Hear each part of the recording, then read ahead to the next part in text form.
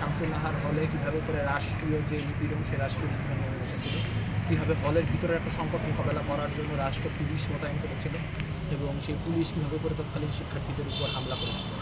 এবং তার থেকেও যেটা বিস্ময়কর ঘটনা সেটা হচ্ছে কীভাবে স্বতঃস্ফূর্ত প্রতিরোধ তার বিরুদ্ধে তৈরি হয়েছিল এবং যার 1 বছর আগে বিএনপি জামাত সরকার কিছুদিন আগে ক্ষমতায় এসেছিল এবং তখন সারা দেশে তাদের দৌর্দণ্ড প্রতাপ, সেই প্রতাপের মধ্যে দাঁড়িয়েও ঢাকা বিশ্ববিদ্যালয়ের শিক্ষার্থীরা কীভাবে রিভোল্ট করেছিল এবং কীভাবে শেষমেশ রাষ্ট্র পিছু হতে বাধ্য হয়েছিল। সেই যে ইতিহাস, সেই ইতিহাস আমাদের লড়াইয়ের প্রেরণা, 2024-এর যে লড়াই সেই লড়াইয়েরও প্রেরণা। তো সেই জায়গা থেকে আমরা আসলে প্রতি বছর শামসুন্নাহার হল দিবস সেই দিবস পালন করি। এবছরও কোনো ব্যত্যয় ছাড়া আমরা সেই দিবসটি পালন করেছি। সেখানে বিপ্লবী ছাত্র মৈত্রী গণতান্ত্রিক ছাত্র যুদ্ধ একটি সংগঠন, তারা শামসুন্নাহার হল বিষয়ের যে ডকুমেন্টারিটি সেই ডকুমেন্টারিটি দেখিয়েছেন এবং তার বাইরে আমরা বিপ্লবী ছাত্র মৈত্রী গণতান্ত্রিক ছাত্র কাউন্সিল বা সমাজতান্ত্রিক ছাত্র ফ্রন্ট এবং আমার যে সংগঠন বাংলাদেশ ছাত্র ইউনিয়ন, আমরা এদের প্রত্যেকটা বিশ্ববিদ্যালয় শাখা এখানে আমরা মোমবাতি প্রজ্বলন করেছি। সামনের দিনে ক্ষমতাতে যেই আসুক না কেন রাষ্ট্রীয় নিপীড়নের বিরুদ্ধে এবং রাষ্ট্রের যে বিশ্ববিদ্যালয়ের উপর দখলদারিত্ব বা আপনার বিশ্ববিদ্যালয়ের উপর প্রভাব বিস্তার করার চেষ্টা, এর বিরুদ্ধে আমাদের যে রাজনৈতিক অবস্থান, সেই রাজনৈতিক অবস্থানের জায়গা থেকে আমরা প্রতি বছরই ইতিহাস সৃষ্টি করার কথা করে নাই বা তারা তাদের মতো করে তাদের একটা সমালোচনা তারা তাদের মতো করে করেছে। তারা বলার চেষ্টা করেছে যে এই দিবসটি মূলত ছাত্রলীগের যে ন্যারেটিভ সেই ন্যারেটিভকে পুনরুৎপাদন করা হয়েছে।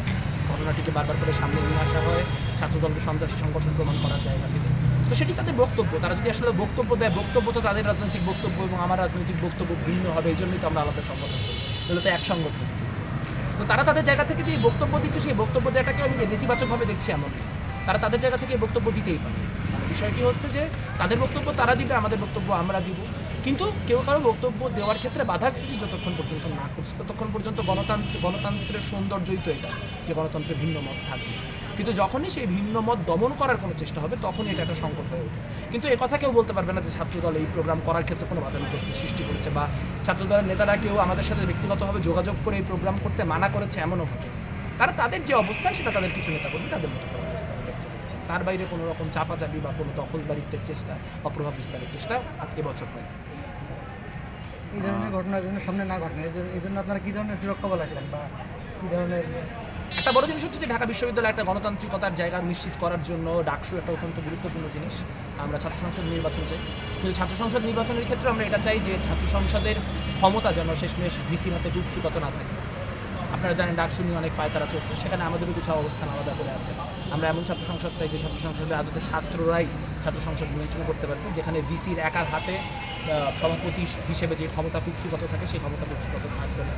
আমরা চাই ডাকসুর হিসাবের বাইরেও বিশ্ববিদ্যালয়ে যে ছাত্র রাজনীতি সেই ছাত্র রাজনীতি কী বলবো শক্তিশালী হয়ে উঠুক, বিভিন্ন মতের পথে রাজনৈতিক সংগঠন তৈরি হোক, সামাজিক সংগঠন তৈরি হোক এবং আমরা এটা নিশ্চিত করতে চাই যে কোনোভাবেই যেন বিশ্ববিদ্যালয়কে রাষ্ট্র গিলে ফেলতে পারে, যেন বিশ্ববিদ্যালয় রাষ্ট্রের ক্ষমতায় যেই থাকুক না কেন সেই রাষ্ট্রের ক্ষমতায় যারা আছে তাদের বিরোধিতা করার শক্তি বিশ্ববিদ্যালয়ের থাকে।